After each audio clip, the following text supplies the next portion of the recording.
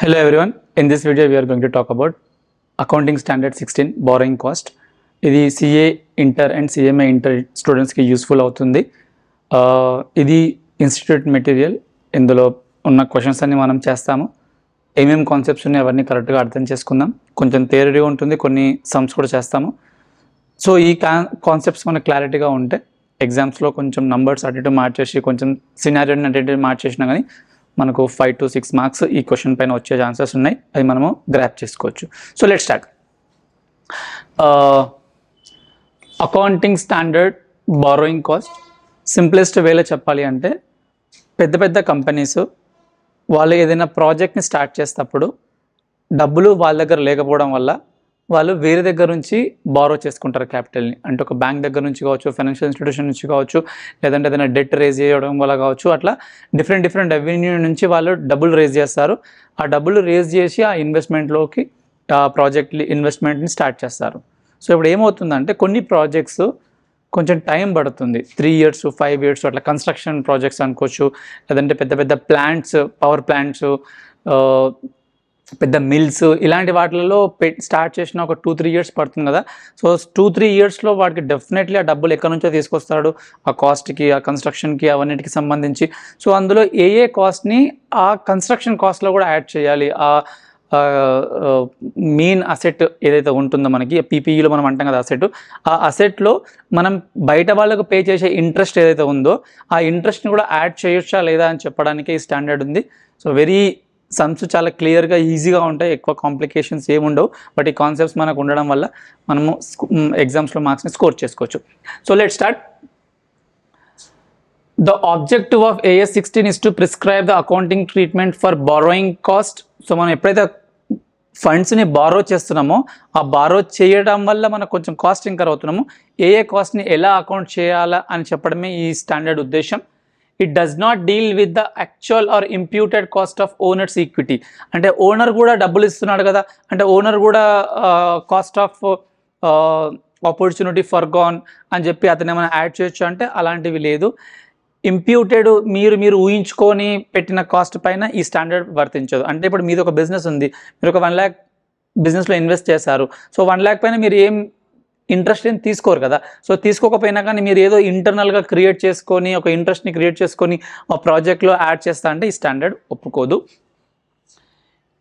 Owners equity including preference shares capital not classified as liability. అంటే ఏదైనా సరే equity పోర్షన్లో అంటే ఓనర్స్కి సంబంధించిన క్యాపిటల్ పైన ఈ స్టాండర్డ్ వర్తించదు, ఓన్లీ లయబిలిటీ అయ్యి ఉండాలి అని.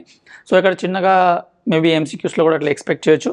ఈక్విటీ షేర్ క్యాపిటల్ పైన ఈ స్టాండర్డ్ మనకు అప్లై అవ్వదు. అండ్ రీటెండ్ ఎర్నింగ్స్ పైన కూడా ఈ స్టాండర్డ్ అప్లై అవ్వదు. రీటెండ్ ఎర్నింగ్స్ కూడా ఓనర్స్కి సంబంధించిందే. ఓనర్స్కి సంబంధించిన డబ్బుల్ని మనం ప్రాఫిట్ వచ్చిన తర్వాత వాళ్ళకి వెంటనే ఇవ్వకుండా కంపెనీ రీటైన్ చేసుకుంటుంది వాళ్ళ దగ్గర. సో ఇది కూడా this is also belongs to the equity share holder కాబట్టి ఇది కూడా వాళ్ళకి అప్లై అవ్వదు. Preference share capital classified as a liability, yes. So preference share capital పైన అప్లై అవుతుంది, కాకపోతే that should be classified as a liability. అంటే లయబిలిటీ పోర్షన్లో ఉంటేనే అవుతుంది. Preference share capital classified as equity again అవ్వదు. సో ఇది మన జనరల్ అండర్స్టాండింగ్కి చాలా అవసరం. నెక్స్ట్ వెళ్తే కొన్ని డెఫినేషన్స్ ఉన్నాయి. సో డెఫినేషన్స్ మనం డెఫినెట్లీ అర్థం చేసుకోవాలి. డెఫినేషన్స్ తెలుసుకోకుండా, కాన్సెప్ట్స్ తెలుసుకోకుండా నంబర్స్ పైన జంప్ చేయకూడదు. బారోయింగ్ కాస్ట్ అంటే interest commitment charged on the borrowings. ఇప్పుడు నేను ఒక కంపెనీ అనుకుందాం, నేను డిఫరెంట్ పర్సన్స్ దగ్గర నుంచి డిఫరెంట్ వేలలో నేను డబ్బుల్ని రేస్ చేస్తున్నాను. సో అవి అన్ని దానికి సంబంధించిన ప్రతి కాస్ట్ ఈ చాప్టర్లో ఈ స్టాండర్డ్లో కవర్ అవుతాయి. Amortization or discount on or premium on borrowings. So ఒక్కొక్కసారి మనకు మార్కెట్లో ఇంట్రెస్ట్ రేట్ ఎక్కువ ఉన్నప్పుడు మనం ఏం చేస్తామంటే కొంచెం తక్కువ రేట్లో ఇంట్రెస్ట్ తెచ్చుకోవడానికి మనము డిస్కౌంట్తో తీసుకుంటాం, లేకపోతే ప్రీమియం ఇచ్చి తీసుకుంటాం. సో డిఫరెంట్ ఉంటాయి. సో మీరు ప్రీమియం పే చేసినా, డిస్కౌంట్ తీసుకున్నా అవి ఈ స్టాండర్డ్లో అప్లై అవుతాయి, కవర్ అవుతాయి. Amortization of ancillary cost relating to borrowing cost. Ancillary cost అంటే ఏమవుతుందంటే ఒక్కొక్కసారి మనము పెద్ద లోన్లు తీసుకున్నప్పుడు ఆ ప్రాసెసింగ్కి సంబంధించి స్టార్టింగ్లో డాక్యుమెంటేషన్కి సంబంధించి కొంచెం సెటప్ కోసము అంటే డబ్బులు ఇప్పించడానికి ఇంకో వేరే ఇన్వెస్టర్స్ దగ్గరికి వెళ్తాం, అంటే వేరే ఫండ్ రైజర్ దగ్గరికి వెళ్తాము, మర్చెంట్ బ్యాంకర్ దగ్గరికి వెళ్తాము, వాడు బెస్ట్ ఆపర్చునిటీ మనకి ఇస్తాడు, దానికి వాడు ఫీజు ఛార్జ్ చేస్తాడు. ఇట్లాంటివి ఏవైనా యాన్సిలరీ కాస్ట్లు ఉన్నా కానీ అవి ఇందులో కవర్ అవుతాయి. Finance charges for assets acquired under finance lease. So finance లీజ్లో కూడా ఒక చిన్న ఎలిమెంట్ ఇంట్రెస్ట్ పోర్షన్ ఉంటుంది. మనం ఆ చాప్టర్ స్టార్ట్ చేసినప్పుడు చెప్తాను. ఆ ఇంట్రెస్ట్ పోర్షన్ కూడా ఇందులో కవర్ అవుతుంది.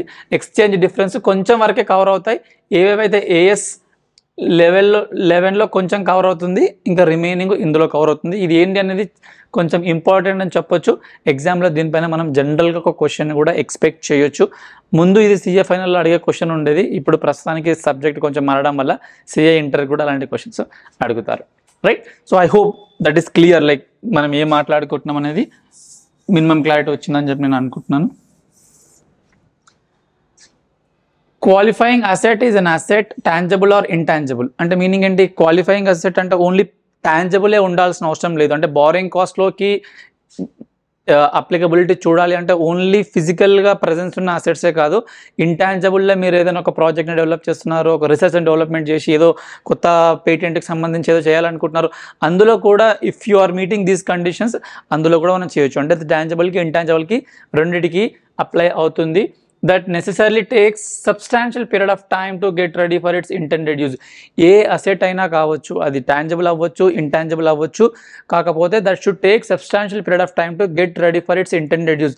అంటే మీరు ఏ పర్పస్ కోసం మీరు దాన్ని తయారు చేయాలనుకుంటున్నారో, ఏ పర్పస్ కోసం మీరు దాన్ని డెవలప్ చేయాలనుకుంటున్నారో అది కొంచెం టైం తీసుకోవాలి. అంటే ఇప్పుడు నేను ఒక కన్స్ట్రక్షన్ స్టార్ట్ చేద్దాం అనుకుంటున్నాను, ఎగ్జాంపుల్ హైపోథెటికల్, 3 monthsలో కంప్లీట్ అయిపోతుంది అంటే it's not taking substantial period of time. నేను ఒక ప్లాంట్ని ఏదో కొంచెం రెనోవేట్ చేయించాలనుకుంటున్నాను, so it is not taking like 9 months or 6 months ఇందులో అయిపోతుంది. So this is not a substantial period of time. So substantial period of time అంటే అర్థం ఏంటంటే it should be generally for more than 12 months. And మీరు ఏ purpose కోసం అయితే దాన్ని తయారు చేయాలనుకుంటున్నారో అది అంత టైం తీసుకోవాలి. ఇప్పుడు ఒక అసెట్ ఉంది, ఇప్పుడు ఎగ్జాంపుల్ ఒక ల్యాప్టాప్ ఉంది, ల్యాప్టాప్ నేను పర్చేస్ చేసుకున్నాను అంటే the moment I'm purchasing the laptop no it is ready for its intended use. నేను ల్యాప్టాప్తో ఏ పర్పస్ కోసం అయితే నేను ల్యాప్టాప్ పర్చేస్ చేస్తున్నానో అది నేను వెంటనే నేను దాన్ని వాడుకోవచ్చు కదా. So it is not taking substantial period of time to get ready for intended use. Maybe నేను పర్చేస్ చేసిన తర్వాత నేను యూజ్ చేయకపోవచ్చు, that is a different issue. But అదైతే it was ready for the day it was meant to be. Like ఒక chair purchase చేశాను, chair is ready when I bought it. So it is not taking substantial period of time.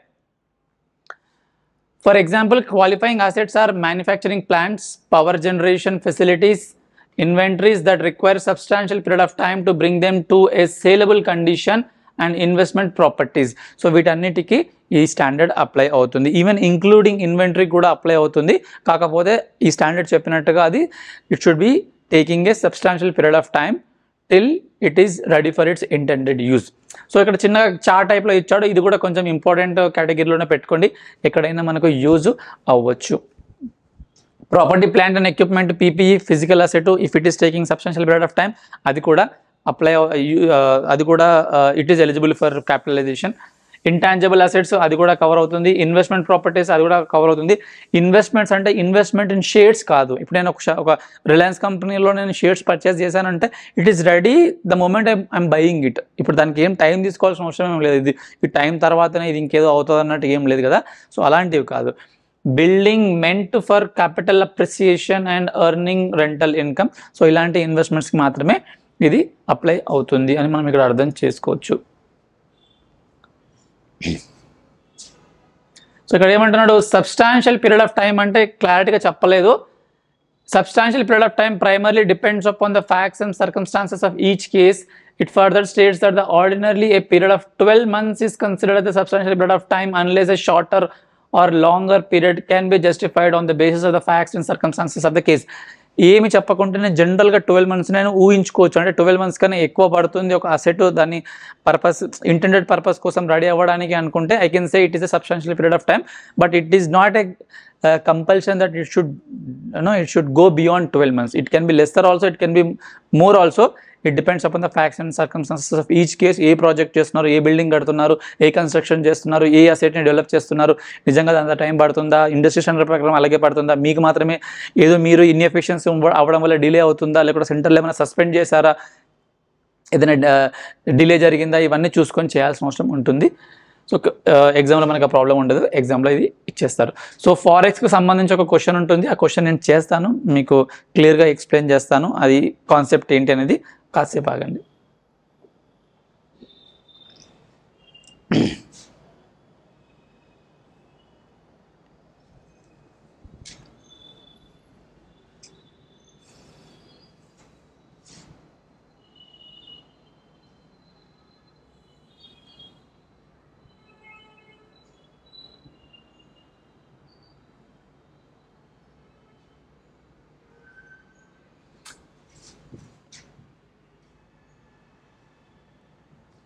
Yeah, so pay attention, కొంచెం important question కేటగిరీస్లో ఇది కూడా ఒక question వస్తుంది.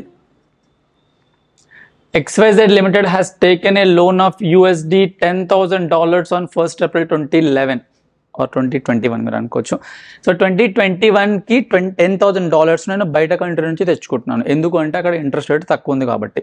కానీ ఇక్కడ ఉన్న పాయింట్ అకౌంటింగ్ ఎలా చేయాలని. సో 1st April 2021కి $10,000ని I'm borrowing it from some country. ఇది కరెన్సీ కూడా USDలోనే ఉంది. For a specific project at interest rate of 5%. అక్కడ ఇంట్రెస్ట్ రేట్ తక్కువ ఉందని చెప్పి నేను $10,000 తెచ్చుకోవాలనుకుంటున్నాను, తెచ్చుకున్నాను. పేయబుల్ యాన్యువల్లీ అంటే నేను ఇన్ ఇయర్ ఎండ్ తర్వాత నేను ఇంట్రెస్ట్ వాళ్ళకి పే చేస్తాను అని అర్థం ఇక్కడ. On 1st April 2011 the exchange rate between two currencies was 45 rupees per USD. అంటే నేను ఏ రోజు అయితే లోన్ తెచ్చుకుంటున్నానో ఆ రోజు స్పాట్ రేట్ అంటారు, అది 45 రూపీస్ per dollar ఉంది. The exchange rate as at 31st March 2022 is 48 rupees. ఒక 1 year ఎండింగ్ వచ్చేసరికి ఆ రేట్ కాస్త 48 అయింది. అంటే నేను ఫస్ట్ బిగినింగ్ ఆఫ్ ద ఇయర్లో తెచ్చుకున్నప్పుడు 45 రూపీస్ ఉంది, ఎండ్ ఆఫ్ ద ఇయర్కి వచ్చేసరికి 48 రూపీస్ అయింది. అంటే 3 రూపీస్ పెరిగింది. అది మనకి ఇక్కడ చూస్తేనే అర్థమైపోతుంది. 3 rupees multiplied by 10,000, so 30,000 rupees మనకి ఎక్స్చేంజ్ లాస్ వచ్చింది. ఆ 30,000 రూపీస్ ఎక్స్చేంజ్ లాస్ని ఎలా ట్రీట్మెంట్ చేయాలని చెప్పడమే ఇక్కడ question. The corresponding amount could have been borrowed by XYZ Limited in local currency at an interest rate of 11% per annum on the beginning of the year. ఇక్కడ ఏమంటుండు, నువ్వు బయట కంట్రీలో వెళ్ళి USD కరెన్సీలో మనీ బారో చేసే బదులు ఇండియాలో నేను borrow చేసిండుంటే you would have been end up paying interest at the rate of 11%. అంటే ఇండియాలో నేను లోన్ తీసుకుంటే 11% వచ్చి ఉండేది. ఓకే, అర్థమైంది కదా. ఇండియాలో లోన్ తీసుకొని ఉండుంటే 11% ఇంట్రెస్ట్ రేట్ పే చేయాల్సిన అవసరం వచ్చి ఉండేది. కానీ నేను బయట కంట్రీ నుంచి తెచ్చుకున్నాను ఓన్లీ 5% కోసం. సో ఇక్కడ ఏంది, నాకు ఇంట్రెస్ట్లో నేను కొంచెం సేవ్ చేసుకోగలిగాను, సంతోషమే. కాకపోతే ఫారెక్స్ రేట్ పెరగడం వల్ల ఇంట్రెస్ట్ పే చేసేటప్పుడు ఎక్కువ రేటుకి నేను పే చేయాల్సిన అవసరం వస్తుంది. ఈ ట్రీట్మెంట్ AS 16 అండ్ AS 11 మధ్యలో గొడవ. ఏ లాస్ని ఎంతవరకు ఏ స్టాండర్డ్ ప్రకారం చూపించాలని చెప్పడమే. Following competition. Okay, so answer already ఇచ్చేస్తారు. సో ఇప్పుడు ఐ హోప్ క్వశ్చన్ క్లియర్గా అర్థమైంది అనుకుంటున్నాను. మనం ఆన్సర్ పైన ఫోకస్ చేద్దాం.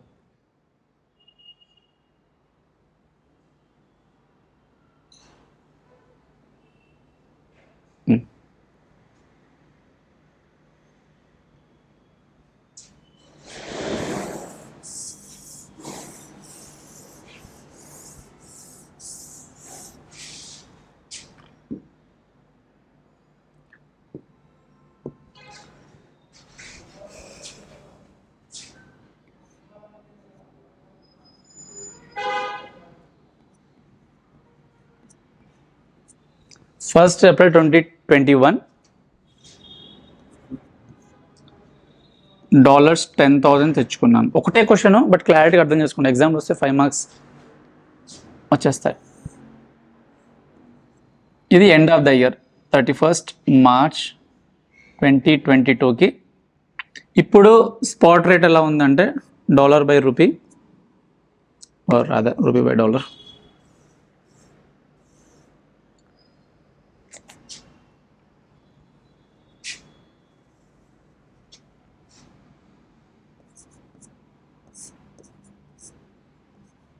₹45. ఇక్కడ రూపీ బై డాలర్ ₹48. ఇక్కడ వరకు క్లియర్. సో ఇప్పుడు మనమే కంపెనీ, మనం ఇంత అమౌంట్ $10,000ని మనం తెచ్చుకుంటప్పుడు ₹45 రేట్ ఉండే. అంటే మనకు క్యాష్ ఎంత వచ్చినట్టు ఆ రోజు ₹4,50,000 క్యాష్ మనకు వచ్చి ఉండొచ్చు, రైట్. సో ఇప్పుడు ఏమంటున్నాడు, మీరు ఫారెన్లో తెచ్చుకున్నారు కాబట్టి యూఎస్లో 5% ఇంట్రెస్ట్ రేట్ కట్టారు. అదే మీరు ఇండియాలో అదే సేమ్ అమౌంట్ తెచ్చుకొని ఉంటే 11% ఇంట్రెస్ట్ కట్టేవాళ్ళు. ఇది కూడా క్లియర్గా అర్థమైపోతుంది. సో ఇప్పుడు మనం ఇంట్రెస్ట్ ఎంత కడతాం ఎండ్ ఆఫ్ ద ఇయర్లో?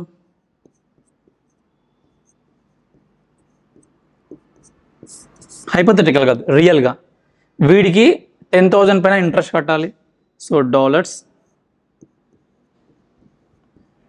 $10,000, వాడు చెప్పిన ఇంట్రెస్ట్ రేటు 5%.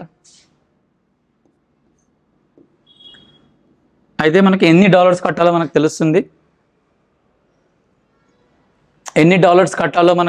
తెలుస్తుంది, దాని తర్వాత దెన్ మనకి డబ్బులు కడేటప్పుడు 48 రూపీస్ ఎక్స్చేంజ్ రూపీస్లోనే మనం కన్వర్ట్ చేయాలి, ఎందుకంటే మనం ఇంట్రెస్ట్ ఎండ్ ఆఫ్ ద ఇయర్లో కడుతున్నాం వాటికి. ఇది 48. So this will come to, let me check my calculator.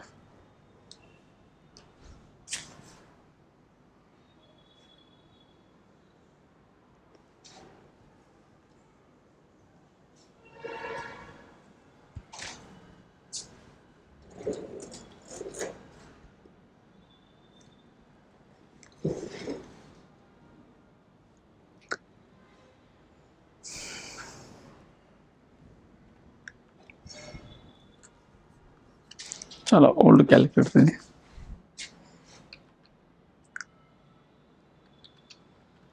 $10,000 multiplied by 5% multiplied by 48. So 24,000 రూపీస్ని మనం కట్టాల్సి వస్తుంది. ఇంతవరకు అయితే క్లియర్ కదా. ఇంట్రెస్ట్ మనం ఎంత కడతామంటే $10,000 మనం తీసుకున్నాం, $10,000 పైన వాడు 5% అడుగుతున్నాడు. సో ఎన్ని డాలర్స్ పే చేయాలో మనకు తెలుసు. ఎండ్ ఆఫ్ ద ఇయర్లో కడతాం కాబట్టి 48 రూపీస్తో మల్టిప్లై చేస్తున్నాం. సో 24,000 రూపీస్ ఇస్తాం, దట్ ఈస్ ఫైన్. బట్ మన అకౌంటింగ్ ఏం చెప్తుంది, బాబు నువ్వు ఇక్కడ తెచ్చుకుంటప్పుడు $10,000ని బుక్స్లో లైబిలిటీగా చూపించుకున్నావు, ఎందుకంటే నువ్వు కట్టాలా కాబట్టి. కానీ ఇక్కడికి వచ్చేసరికి 48 అయింది అంటే నీ ప్రిన్సిపల్ పోర్షన్ కూడా ఫారెక్స్ వల్ల పెరిగిపోయింది. ఎంత పెరిగిపోయింది? ప్రిన్సిపల్ పోర్షన్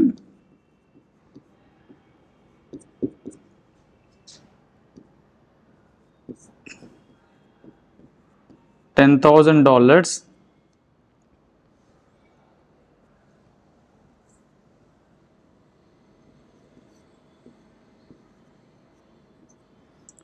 multiplied by 48, ఇప్పుడున్న రేటు 45 మనము తీసుకున్నప్పుడు రేటు, అంటే $10,000 పైన 3 రూపీస్ పెరిగింది. ఓకే, ఇది డాలర్ అవసరం అది ఇక్కడ.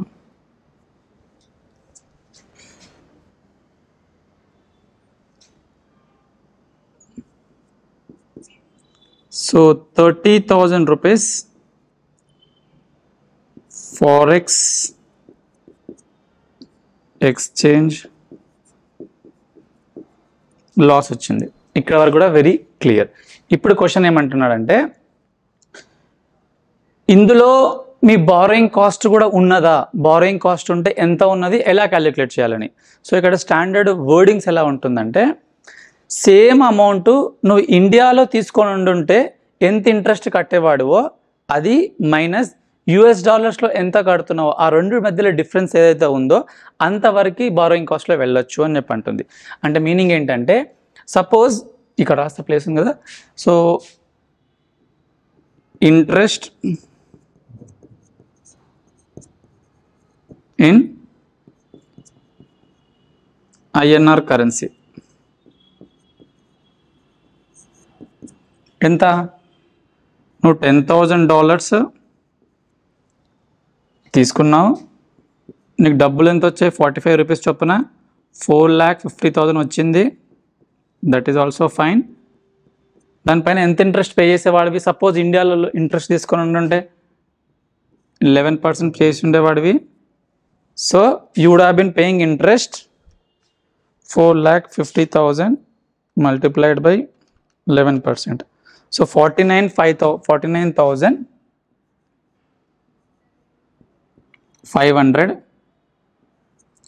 ఇంట్రెస్ట్ పే చేసేవాడివి. అంటే ఇప్పుడు ఎంత ఇంట్రెస్ట్ పే చేస్తున్నావు, 24,000 పే చేస్తున్నావు. కానీ ఇక్కడ ఇండియాలో తీసుకొని ఉంటే ఎంత పే చేసేవాడివి, 49,500 పే చేసేవాడివి. అంటే డిఫరెన్స్ ఎంత వస్తుంది, difference in country interest rate, అంటే డిఫరెంట్ కంట్రీస్లో ఇంట్రెస్ట్ రేట్ ఎంత ఉందంటే 49,500 ఇండియాలో తీసుకుంటూ వచ్చిండేది, ఫారెక్స్లో తీసుకోవడం వల్ల 30,000 వచ్చింది, sorry 24,000.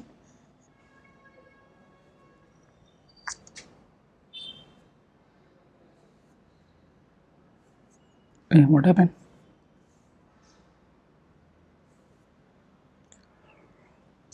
One second.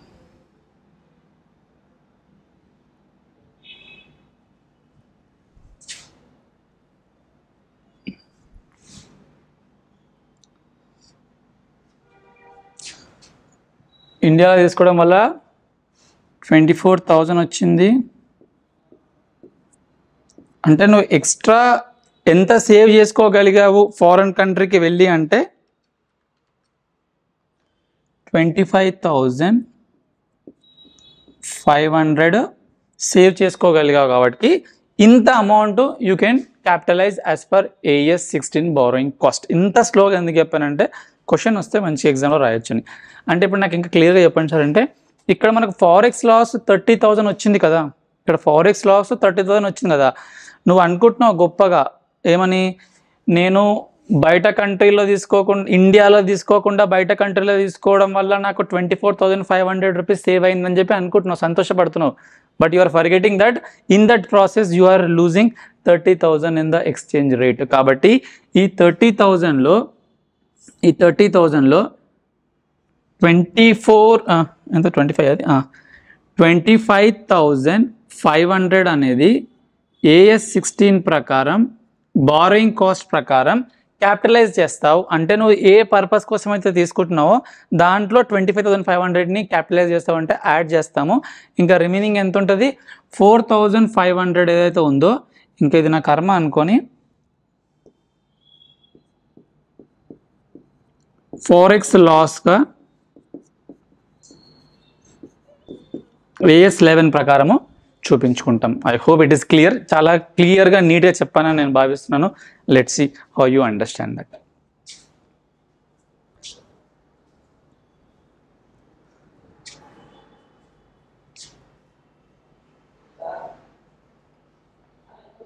Yeah, so ఇప్పుడు మనం కొంచెం ముందుకు వెళ్దాం. బారోయింగ్ కాస్ట్ ఎలిజిబుల్ ఫర్ క్యాపిటలైజేషన్లో ఏమేమి ఎలిజిబుల్ అనేది ఇక్కడ ఇచ్చాడు. ఏమేమి ఇచ్చాడు అంటే కలర్ కొంచెం మారుద్దాం.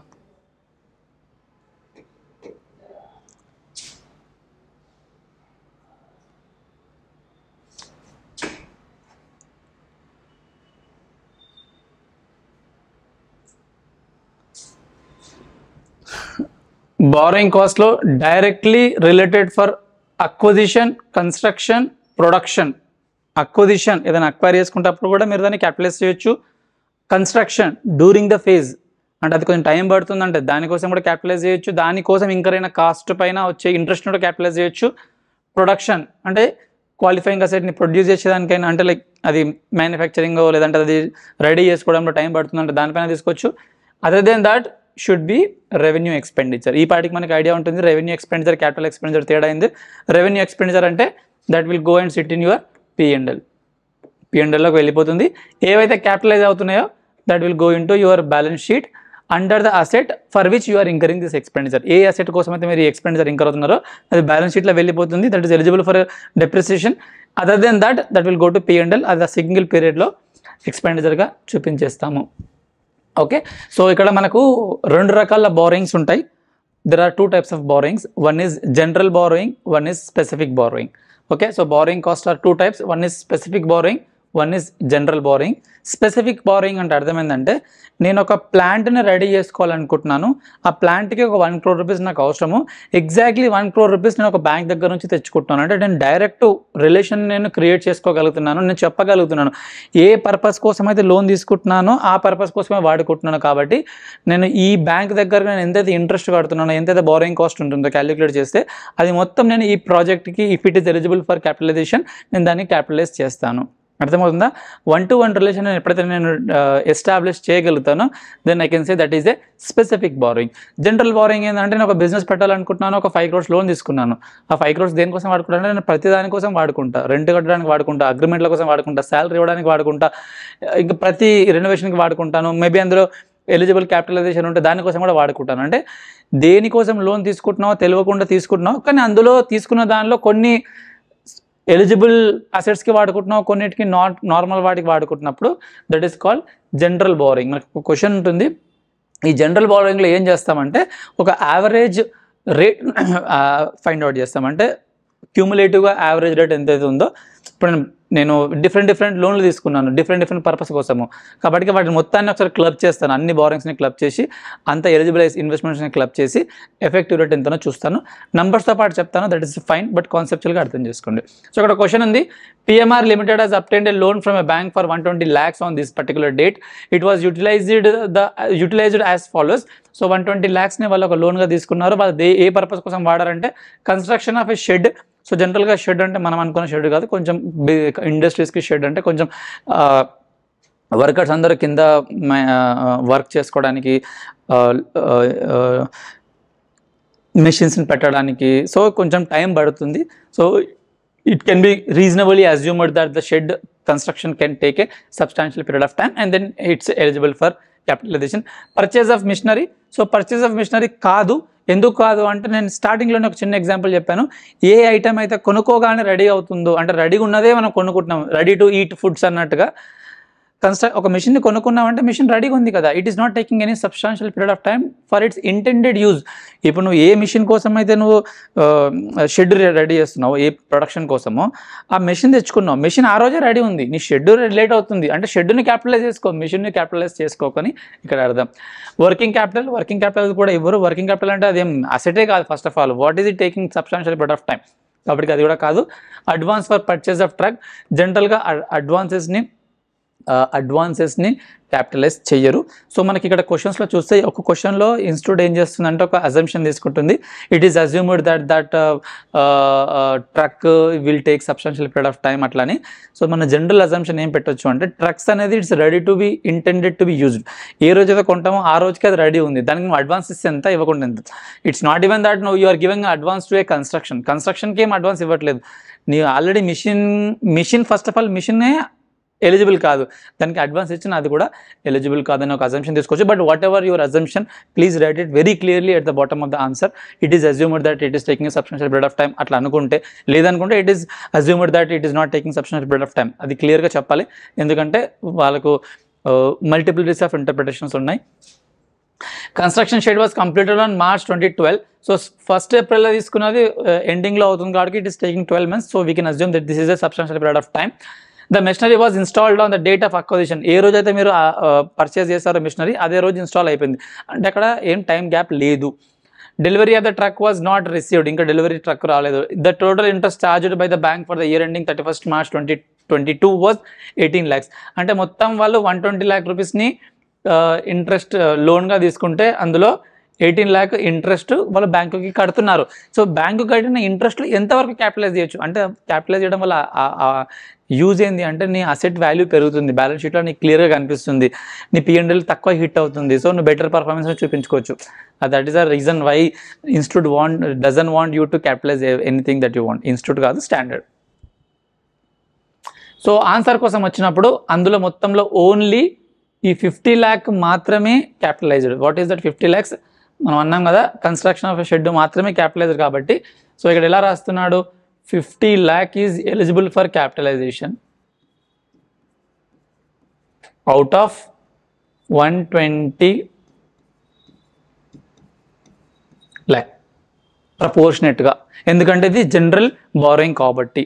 ఇక్కడ 120 lakhs తెచ్చుకొని అన్ని పర్పస్కి వాడుకున్నాడు కాబట్టి మల్టిప్లైడ్ బై 18 lakhs కాబట్టి 18 lakhsని మల్టిప్లై చేస్తాం. సింపుల్గా చెప్పాలంటే 18 lakhsలో ఎంతైతే అమౌంట్ వస్తుందో అది మాత్రమే ఈ కన్స్ట్రక్షన్ ఆఫ్ షెడ్కి యాడ్ అవుతుంది, రిమైనింగ్ మొత్తం P&Lలోకి హిట్ అవుతుంది. ఓకే, అదే చెప్తున్నాడు. 10.5 lakh will go and sit in your P&L account. Okay, so కొన్ని స్పెసిఫిక్ బారోయింగ్స్లో ఒక టాపిక్ ఏమొస్తుందంటే, ఇప్పుడు మనం ఒక స్పెసిఫిక్ పర్పస్ కోసము ఒక బారోయింగ్ చేస్తున్నాం. అంటే ఒక పెద్ద షాపింగ్ మాల్ లాంటిది కట్టాలనుకుంటున్నాము, దానికోసం మనం ఒక 100 crores తెచ్చుకున్నాం అనుకుందాం. సో కన్స్ట్రక్షన్ అవుతా ఉంటుంది. సో ఆ 100 crores మనం ఫస్ట్ డేనే ఏమి ఇవ్వం కదా, బిల్డర్స్కి ఇవ్వము, వీళ్ళు over a period of time we will incur it, right? So మనం ఏమనుకుంటామంటే ఆ డబ్బులంతా తీసుకొచ్చేసి మామూలుగా మన బ్యాంక్ అకౌంట్లో పెట్టుకున్నా కానీ ఇంట్రెస్ట్ వస్తుంది, బట్ చిన్న మినిమలిస్టిక్గా వస్తుంది. మనం దాన్ని అక్కడ టెంపరీగా ఎక్కడైనా పార్క్ చేసినప్పుడు, ఎక్కడైనా దాన్ని ఇన్వెస్ట్ చేసినప్పుడు దాని నుంచి ఏమైనా ఇంట్రెస్ట్ కానీ ఇన్కమ్ కానీ వస్తే అది నీ యాక్చువల్ బారోయింగ్ మీరు ఎంతైతే క్యాలిక్యులేట్ చేస్తున్నారో అందులో నుంచి మైనస్ అవ్వాలి. క్లియర్గా చెప్పండి అంటే ఇప్పుడు మనం ఒక 1 crore తీసుకుందాం.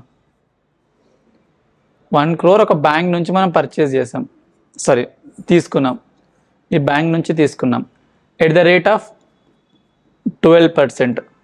1 year పట్టింది అనుకుందాం ఎగ్జాంపుల్కి. So 1,20,000 will be interest for that particular period. Random examples, okay. కాకపోతే 1 crore మనం మొత్తం ఒకటేసారి బిల్డర్కి ఇవ్వకుండా, అడ్వాన్స్ ఇవ్వకుండా కొంచెం కొంచెం వాడడం వల్ల కొంచెం మన బ్యాంక్లో కూడా మనీ కొంచెం సేవ్ అయ్యింది, ఓకే, కొంచెం ఉన్నది. సో వాడు దానికి కూడా మేబీ ప్రాబబ్లీ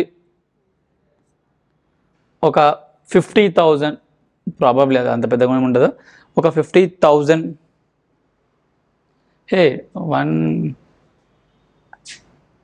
12 lakhs కదా ఇది, ఇంకొంచెం రావాలి 1 crore. సో ఇందులో ఒక 50,000 ఇంట్రెస్ట్ వచ్చింది అనుకుందాం. సో ఈ స్టాండర్డ్ ఏం చెప్తుందంటే మీకు టెంపరీ బేసిస్లో మీకు ఏదైతే ఇంట్రెస్ట్ వచ్చిందో that should be deducted from the interest that you are trying to capitalize. ఈ 50,000 ఇక్కడ మైనస్ చేసి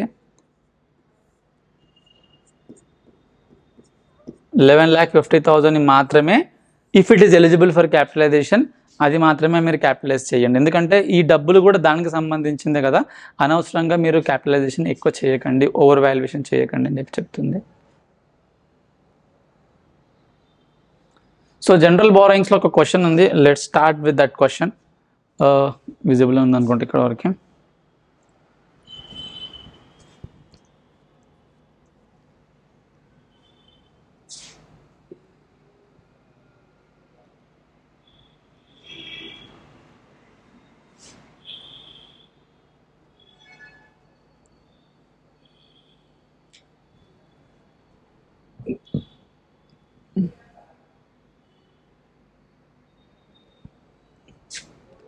X Limited began construction of a new building on 1st Jan 2021.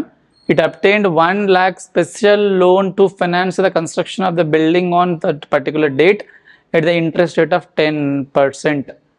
So వాళ్ళు ఒక బిల్డింగ్ని కన్స్ట్రక్ట్ చేయాలనుకుంటున్నారు, very clear.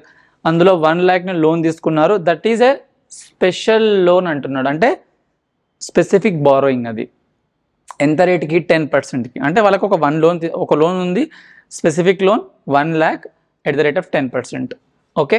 The companies other out standing 2 non-specific loans were as follows. అంటే మొత్తం 3 లోన్లు ఉన్నాయి, ఒకటి specific, 2 non specific.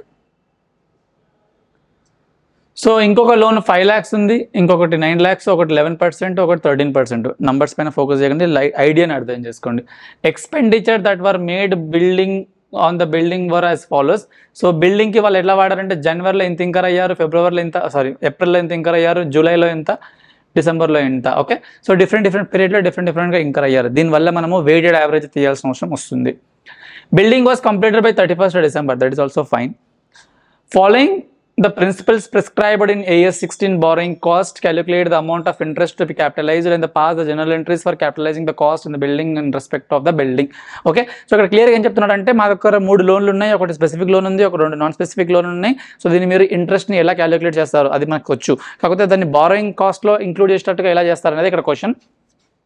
First thing first, మనం ఎప్పుడైతే ఎక్స్పెండిచర్ని ఇట్లా డిఫరెంట్ పీరియడ్లో ఇంకర్ అవుతున్నామో మనం దాన్ని వెయిటెడ్ యావరేజ్ చేయాలి. వెయిటెడ్ యావరేజ్ అంటే అర్థమైందంటే ఇప్పుడు ఒక ఎక్స్పెండిచర్ జనవరిలో తీసుకున్నాం అంటే జనవరి నుంచి డిసెంబర్ వరకు 12 months అది యాక్టివ్గానే ఉంది, అంటే దానిపైన మనకి ఇంట్రెస్ట్ పడుతుంది.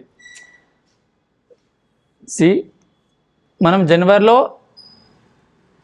ఒక ఎక్స్పెండిచర్ ఇంకర్ అయ్యాం, ఒక పార్ట్ ఆఫ్ ఎక్స్పెండిచర్ ఒక 1 lakh అనుకుందాం. అంటే జాన్ నుంచి డిసెంబర్ వరకు దానిపైన ఇంట్రెస్ట్ పడుతూనే ఉంది. ఓవర్ డ్రాఫ్ట్ అలాగే జరుగుద్ది కదా, మీరు ఎంత ఇంట్రెస్ట్ తీసుకుంటారో, ఎంత మనీ విత్డ్రా చేస్తారో దానిపైన ఇంట్రెస్ట్ పడుతుంది. ఇంకొక ఎక్స్పెండిచర్ ఓన్లీ డిసెంబర్లోనే తీసుకున్నాం, డిసెంబర్ స్టార్టింగ్లోనే తీసుకున్నాం. సో డిసెంబర్లో స్టార్టింగ్లో తీసుకున్న ఇంకర్ అయిన ఎక్స్పెండిచర్కి ఇంట్రెస్ట్ ఓన్లీ 1 monthకే పడుతుంది కదా. సో వాళ్ళు అక్కడ క్లియర్గా అంటారు, ఎప్పుడైతే మీ ఎక్స్పెండిచర్ డిఫరెంట్ పీరియడ్ ఆఫ్ టైంలో మీరు ఇంకర్ అవుతారో మీరు వెయిటెడ్ యావరేజ్ చేయండి. ఎలా చేస్తాడు? ఇప్పుడు జనవరిలో 2 lakhs ఇంకర్ అయ్యాడు. సో జనవరిలో 2 lakhs ఇంకర్ అయ్యాడంటే అది 12 months మొత్తం దానిపైన ఇంట్రెస్ట్ పడింది. 12 out of 12 అంటే ఎన్ని మంత్స్ ఇంట్రెస్ట్ పడింది? 12 months. ఇయర్లో ఎన్ని మంత్స్ ఉంటాయి? 12. సో 12 divided by 12, సో మనకి 2 lakhs వచ్చేస్తుంది. ఇప్పుడు ఇక్కడ ఏప్రిల్లో ఇంకర్ అయ్యాడు 2.5 lakh. సో 2.5 lakh అంటే ఏప్రిల్ నుంచి చూడండి, అంటే జాన్ ఫెబ్ మార్చ్ 3 నెలలు పక్కకు పెడితే ఇంకా 9 నెలలు ఉన్నాయి. సో 9/12 అంటే 9 months దానిపైన ఇంట్రెస్ట్ ఇంకర్ అయ్యాం అవుట్ ఆఫ్ 12 months. ఇది సెకండ్లోకి వచ్చేస్తుంది. తర్వాత 4.5 lakh అంటున్నాడు. 4.5 lakh ఎప్పుడు ఇంకర్ అయ్యాడు? జూలైలో ఇంకర్ అయ్యాడు. అంటే ఓన్లీ 6 months మాత్రమే పడుతుంది. 6 months అవుట్ ఆఫ్ 12 months. డిసెంబర్లో ఓన్లీ 1 monthకే పడుతుంది. సో 1/12 అలా చేస్తే 6,22,500 rupees వస్తుంది. That is what is that? That is a weighted average amount.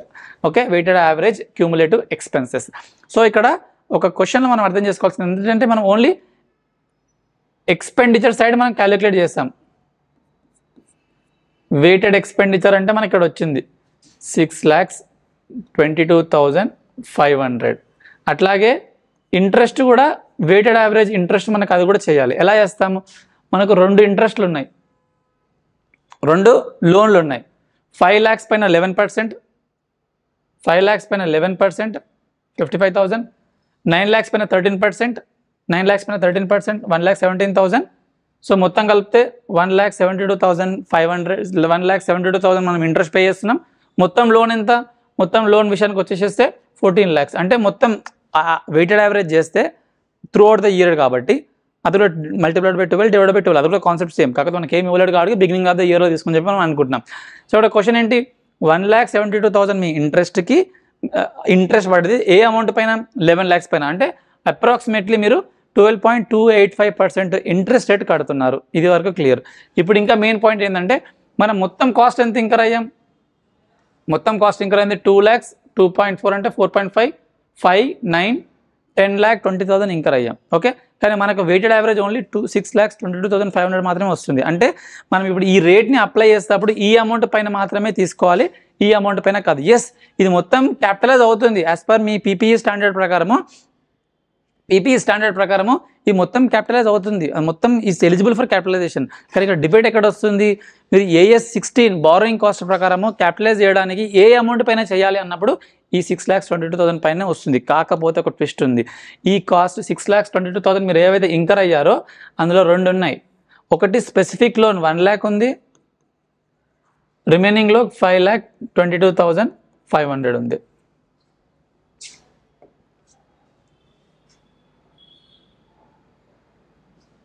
So స్పెసిఫిక్లో loan 1 lakh ఉంది, దానిపైన 10% మొత్తానికి మొత్తం ఆ ప్రాజెక్ట్ పైన పెట్టాం కాబట్టి మొత్తం మల్టిప్లై చేస్తాం.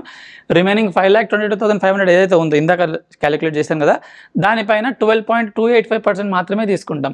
12.285% మాత్రమే తీసుకుంటాం. మళ్ళీ ఒకసారి చెప్తాను, మనం కాస్ట్ ఇంకర్ అవ్వడం ఇది మొత్తం ఇంకర్ అయ్యాం కరెక్టే, కానీ అది మొత్తం క్యాపిటలైజేషన్ చేయడానికి AS 16 ప్రకారం బారోయింగ్ కాస్ట్ ప్రకారం క్యాపిటలైజ్ చేయడానికి ఈ అమౌంట్ పనికిరాదు, ఈ అమౌంట్ మాత్రమే పనికొస్తుంది. 6,22,500 మాత్రమే పనికొస్తుంది. కానీ అందులో 1 lakh స్పెసిఫికల్గా తెచ్చుకున్నావు కాబట్టి అది పక్కకు పెట్టేస్తే రిమైనింగ్ 5,22,500 ఉంటుంది. దానిపైన ఈ 12.285% మల్టిప్లై చేస్తే ఎంతైతే అమౌంట్ వస్తుందో that will be your total amount that will be eligible for capitalization. ఈ ఇంట్రెస్ట్ ఈ అమౌంట్ మాత్రమే AS 16 ప్రకారం క్యాపిటలైజ్ అవుతుంది. అంటే మనం బిల్డింగ్ కొంటప్పుడు 2 lakhs, 2.5 lakhs, 4.5 lakh, 1.2 lakhs వచ్చింది కదా, ఇది టోటల్ అమౌంట్ తీసుకుంటాం క్యాపిటలైజ్ చేసేటప్పుడు. కానీ ఇంట్రెస్ట్ ఎలిమెంట్కి వచ్చినప్పుడు ఓన్లీ 74,189 మాత్రం తీసుకొని this will be the total amount to be capitalised. Entry కూడా రాయమన్నారు. మనం క్యాపిటలైజ్ చేస్తున్నాం అంటే బిల్డింగ్ వాల్యూ పెంచుతున్నాం, సో బిల్డింగ్ని డెబిట్ చేస్తున్నాం. క్రెడిట్లో మొత్తం బ్యాంక్ అకౌంట్లో 10,94,189 తీసుకుంటాం. అంటే మీరు అన్న వచ్చేసరి మనం ఇంట్రెస్ట్ ఎక్కువ కడతాం కదంటే మిగతా ఇంట్రెస్ట్ మొత్తం P&Lలోకి వెళ్ళిపోతుంది. ఈ ఎంట్రీని కంబైన్డ్ ఎంట్రీ రాసి కన్ఫ్యూజ్ చేయకుండా సింగిల్ ఎంట్రీగా రాసేసాడు. కంబైన్డ్ ఎంట్రీగా రాయాలనుకున్నప్పుడు ఇప్పుడు బ్యాంకులో టోటల్ అమౌంట్ రాసుకొని ఇక్కడ బిల్డింగ్ రిమైనింగ్ అమౌంట్ P&Lలో రాసేసుకుంటే సెట్ అవుతుంది. బట్ అది కాంప్లికేట్ ఎందుకని చెప్పి ఇన్స్టిట్యూట్ అలా చేయలేదు. సో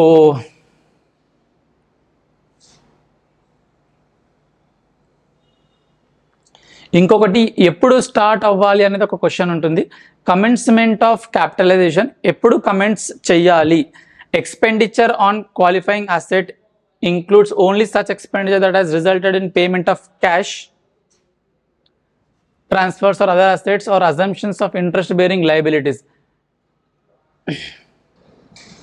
సో మనం ఏదైనా ఒక అసెట్ కొంటప్పుడు మనకి ఏదైనా NGO దగ్గర నుంచి కావచ్చు, లేకపోతే గవర్నమెంట్ దగ్గర నుంచి కావచ్చు, లేకపోతే ఇంకేదైనా యూనియన్ నుంచి కావచ్చు, మనకు డబ్బులు వస్తే ఆ డబ్బులు వచ్చేసేసింది కదా, ఇప్పుడు దాని నుంచి మైనస్ చేసేసుకోవాలి. అంటే దానిపైన you should not be capitalising it. Meaning ఏంది? ఎలిజిబుల్ అసెట్ ఒకటి ఉంది, ఒక బయోకెమికల్కి సంబంధించి మీరు ఒక ప్లాంట్ రెడీ చేయాలనుకుంటున్నారు, దానిపైన మీకు గవర్నమెంట్ గ్రాంట్ వచ్చేసేసింది. సో గ్రాంట్ వచ్చేసినప్పుడు మీరు ఎంతైతే ఇంకర్ అవ్వాలనుకుంటున్నారో దాన్ని to be reduced from the amount of grant that you received, remaining amount పైన చేయాలి. అంటే డబుల్ బెనిఫిట్ నువ్వు పొందకు అని చెప్పి ఇక్కడ చెప్తున్నాడు.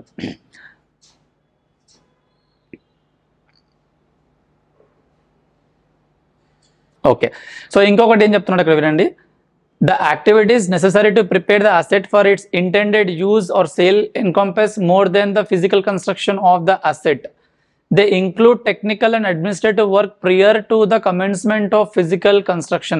సో ఇప్పుడు బిల్డింగ్ కన్స్ట్రక్షన్ చేసేది మేబీ ఇవాళ చేస్తుండొచ్చేమో, కానీ దానికన్నా ముందు దాన్ని సర్వే చేయించడం అని చెప్పి, దాన్ని లెవెలింగ్ చేయించడం అని చెప్పేసి, దానికి పర్మిషన్స్ల కోసం అని చెప్పేసి, దానిలో ఉన్న ఆల్రెడీ ఏమన్నా ఉంటే వాటిని తీయడానికి prior to the main construction కూడా మీరు కాస్ట్ ఇంకర్ అవుతా ఉన్నారు కదా, అవి కూడా ఇంక్లూడ్ అయిపోతాయి. దాన్ని కూడా మనం కన్సిడర్ చేయాల్సిన అవసరం ఉంది అని అంటున్నారు. అంటే అక్కడ నుంచి ఆ టెక్నికల్ వర్క్ అయితే ఎప్పుడైతే స్టార్ట్ అవుతుందో, అడ్మినిస్ట్రేషన్ వర్క్ ఎప్పుడైతే స్టార్ట్ అవుతుందో అప్పుడే స్టార్ట్ అయిపోవాలి మీ క్యాపిటలైజేషన్, మెయిన్గా కన్స్ట్రక్షన్ స్టార్ట్ అయినప్పుడు కాదు అని చెప్పి చెప్తున్నాడు. However such activities exclude holding of asset when no production or development that changes the asset's condition is taking place. For example, borrowing cost incurred while the land is under development are capitalized. So land development అవుతుందంటే ల్యాండ్ని కొంచెం ఏదైనా levelling చేయడం అట్లా నీట్గా చేయడం చేస్తే that is also eligible for capitalization. However, borrowing cost incurred while land acquired for building purpose is held without any associated development activity do not qualify for capitalization. మీరు రోడ్ల మీద వస్తున్నప్పుడు అక్కడక్కడ చూస్తుంటుంటారు, పెద్ద పెద్ద షాపింగ్ మాల్స్ కావచ్చు, లేదంటే ఏదైనా కమర్షియల్ కాంప్లెక్సెస్ కావచ్చు, సెంటర్లోనే కన్స్ట్రక్షన్ చేసి ఆపేస్తారు. మేబీ లీగల్ ఇష్యూ అయ్యి ఉండొచ్చు, క్యాపిటల్ క్రంచ్ అయ్యి ఉండొచ్చు, ఇంకేదైనా డిస్ప్యూట్ అయ్యి ఉండొచ్చు, ప్లాన్లో చేంజ్ అనుకోవచ్చు. అట్లా ఏం వర్క్ జరగకుండా ఖాళీగా అలా ఉన్నప్పుడు దానిపైన కూడా వాళ్ళకి ఇంట్రెస్ట్ పడుతుంది కదా. ఖాళీగా ఉన్నంత మాత్రాన వాడు బ్యాంకు ఇంట్రెస్ట్ ఛార్జ్ చేయకుండా వదలదు కదా. ఆ టైంలో మీరు క్యాపిటలైజేషన్ చేయకూడదు, ఎందుకంటే అది మీ రాంగ్ ప్లానింగ్ కావచ్చు, లేకుంటే that is not necessary taking substantial period of time. అంటే అది ఆన్ ఇట్స్ ఓన్ తీసుకోవట్లేదు, మీకు ఏదో రీజన్ వల్ల అది డిలే అయిపోయినప్పుడు మీ క్యాపిటలైజేషన్ని అక్కడ సస్పెండ్ చేయాలి. అంటే ఎప్పటివరకు అయితే ప్రొడక్షన్స్ మళ్ళీ స్టార్ట్ అవ్వదు. కానీ కొన్ని ఎలా ఉంటుందంటే బ్రిడ్జెస్ ఉంటాయి, బ్రిడ్జెస్ జనరల్గా కన్స్ట్రక్షన్ జరుగుతూనే ఉంటుంది. సో బ్రిడ్జెస్ కోసము ఆ కంపెనీ వాడు ఏదో లోన్ తీసుకొచ్చుకున్నాడు, క్యాపిటలైజ్ చేయాలంటే చేసుకోవచ్చు. కానీ ఒక్కొక్కసారి అది వాటర్ లాగింగ్ వల్ల కావచ్చు, లేదంటే కొన్ని చిన్న అడ్మినిస్ట్రేషన్ వర్కులు చేసేయడం వల్ల కావచ్చు, అప్పుడప్పుడు డిలేలు అవుతుంటాయి. దట్ ఈస్ ఫైన్, ఎందుకంటే that is how it happens. Okay, ఒకసారి వాటర్ కావచ్చు, రెయినీ సీజన్ కావచ్చు, ఇంకేదైనా వగేరా రీజన్స్ వల్ల. సో అది న్యాచురల్ కోర్స్ ఆఫ్ యాక్షన్, కోర్ట్స్లో అది చిన్న డిలే జరిగిపోయినప్పుడు మీరు మీ క్యాపిటలైజేషన్ని సస్పెండ్ చేయాల్సిన అవసరం లేదు. అలా కాకుండా ఏదో లీగల్ ఇష్యూ వల్ల కావచ్చు, లేదంటే మొత్తం 100% మీ రిసోర్సెస్ లేకపోవడం వల్ల, ఏదో అట్లాంటి పెద్ద రీజన్స్ వల్ల మీకు మొత్తం లైక్ 1 or 2 months మొత్తం ఆగిపోయింది, లేకపోతే 5 months మొత్తం ఆగిపోయింది మీకు ప్రొడక్షన్, అలా అనుకున్నప్పుడు క్యాపిటలైజేషన్ ఆపేయాల్సిన అవసరం ఉంటుంది. మళ్ళీ ఎప్పుడైతే మళ్ళీ వర్క్ స్టార్ట్ అవుతుందో మళ్ళీ అప్పుడు ఇట్ షుడ్ బి రెజ్యూమ్డ్. అదే చెప్తున్నాడు ఇక్కడ, సస్పెన్షన్ ఆఫ్ క్యాపిటలైజేషన్. నేను మళ్ళీ చదవాల్సిన అవసరం లేదు, అది చెప్పాను ఇక్కడ. సెసేషన్ ఎప్పుడైతే asset ready for its intended యూజో అప్పుడు మనము దాన్ని స్టాప్ చేయాల్సిన అవసరం ఉంటుంది. అంటే ఇప్పుడు ఒక కమర్షియల్ కాంప్లెక్స్ ఎగ్జాంపుల్ తీసుకుందాం. ఒకసారి ఇనాగ్రేషన్ జరిగిపోయింది, కొన్ని షాప్స్ ఓపెన్ అయిపోయాయి, కానీ చిన్నగా అక్కడక్కడ ఏదో ప్యాచ్ వర్కులు జరుగుతున్నాయి, లేకుంటే ఇక్కడ ఇంటీరియర్ డెకరేషన్ జరుగుతుంది, లేదంటే అక్కడెక్కడ ఏదో హోర్డింగ్లు పెడుతున్నారు. అవి అడ్మినిస్ట్రేటివ్, అది అయినా అవ్వకపోయినా కానీ మీ బిల్డింగ్ అయితే రెడీ అయిపోయింది, మీకు రావాల్సిన మీ టెనెంట్స్ వచ్చేసేసారు, కాబట్టి you should stop your capitalization. చిన్న వర్కులు ఉన్నాయని చెప్పేసి మీ మొత్తం ఇంట్రెస్ట్ అంతా తీసుకొచ్చి చేయాల్సిన అవసరం లేదు అని చెప్పి మనకి ఇక్కడ స్టాండర్డ్ క్లియర్గా ఎక్స్ప్లెయిన్ చేస్తుంది. సో ఇవంతా అయిపోయింది. ఒక క్వశ్చన్ ఉంది, ఇలిస్ట్రేషన్ 3 చూద్దాం. I think we have 5 more minutes to go.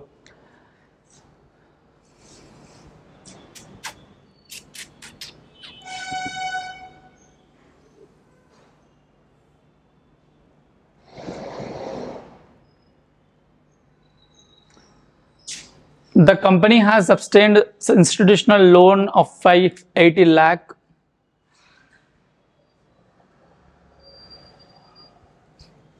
I don't know. So the company has obtained an institutional term loan of 580 lakh for modernization and renovation of its plant and machinery. Plant and machinery acquired under the modernization scheme and installation completed on this date amounting to 406 lakhs. So వాడు 580 lakh ని loan గా తెచ్చుకున్నాడు, that's fine.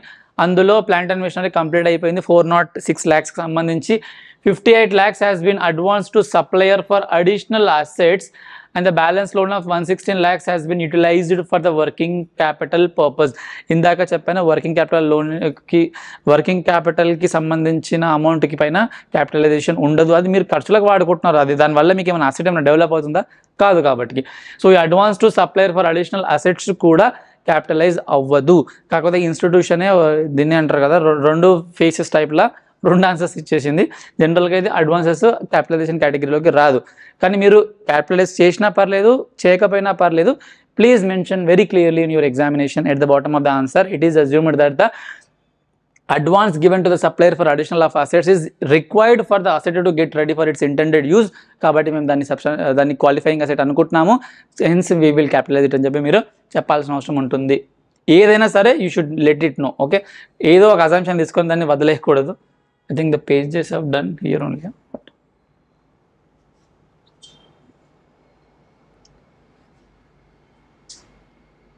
Yeah, so అదే assumption తీసుకున్నాడు ఇక్కడ.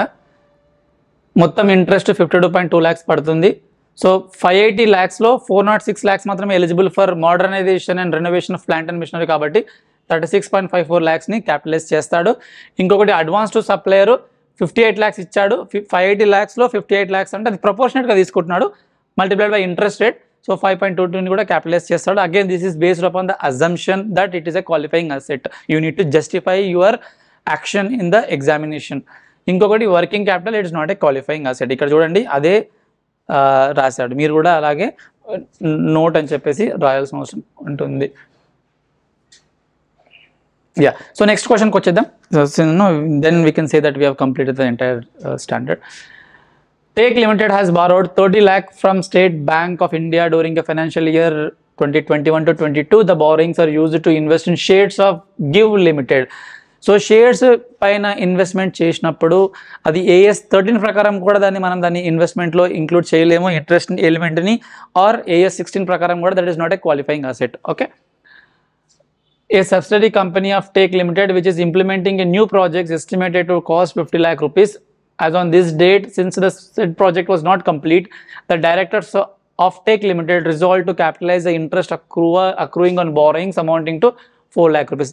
నేను ఒక కంపెనీలో షేర్స్ పర్చేస్ చేస్తున్నాను, ఆ కంపెనీ ఏదో క్వాలిఫైయింగ్ అసెట్ చేస్తుందంట. సో వాళ్ళ క్వాలిఫైయింగ్ అసెట్ అయి ఉండొచ్చు, కానీ నాకు క్వాలిఫైయింగ్ అసెట్ కాదు. దీనిపైన AS 13 ప్రకారం కావచ్చు, లేకుంటే AS 16 ప్రకారం కావచ్చు, దాన్ని క్యాపిటలైజ్ చేయలేమని మీరు అర్థం చేసుకోండి. ఓకే, సో ఇవి టెక్స్ట్ యువర్ నాలెడ్జ్ సిరీసెస్ ఉన్నాయి, ఇవి మీరు ఓన్గా చేయాలని ఐ ఆల్వేస్ ఫీల్. దీన్ని అలాగే వదిలేయకూడదు, అన్ని సమ్స్ని ఒకసారి చేయండి, then you will have the 100% clarity. నేను కాన్సెప్చువల్గా స్టాండర్డ్లో ఉన్నవి చేశాను, సమ్స్ చేశాను, దాన్ని బేస్ చేసుకొని ఇది చేయగలిగితే that will be more than sufficient. కొన్ని ప్రీవియస్ ఇయర్ ఎగ్జామినేషన్ కూడా చేస్తే మీ కాన్ఫిడెన్స్ ఇంకా పెరుగుతుంది. ఐ హోప్ మీకు ఇది అర్థమైంది అనుకుంటున్నాను. మీకు అర్థమైతే please let me know in the comment section, then that will also give me some kind of an encouragement to make more videos. Thanks for watching. Have a nice day.